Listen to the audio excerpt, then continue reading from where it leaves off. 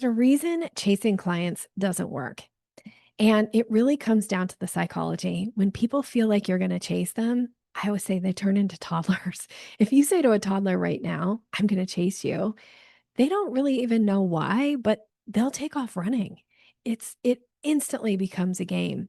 And when you are wanting to earn somebody's business, if you send the message that you're here for the chase, they are going to run. They're going to ghost you. They're not going to respond. They're not going to show up to the calls that they agree to have with you.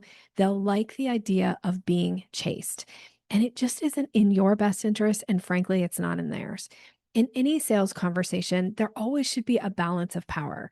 You don't get to hold all the power of your client or prospect because frankly, they'll go find someone else to buy from. Like that imbalance feels kind of icky. You don't want to give your client all the power in a sales conversation or in a sales relationship because they won't value you. And this is what happens when you act like you're going to chase your clients. You give them all the power and they'll abuse it. Not because they're bad people, because it's human nature.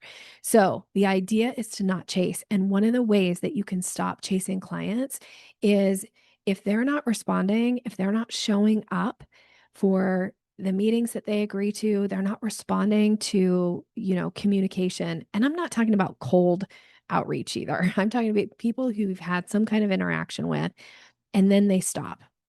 Those people, it's always a good idea to send a one last kind of final communication, which essentially says to the person in a really kind, nice way. I actually give language about this and how to send this message in the Sales Maven Society.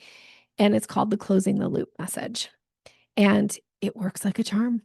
Because what will happen when you send this final message is it sends the message, I'm not going to chase you. And what will happen is either the person, if they still want to work with you, they'll come back and they'll kind of get back into the conversation. It'll create some balance of power, or they'll go away. And now you can just bless and release and stop wasting time. So, no chasing of clients. It's not needed.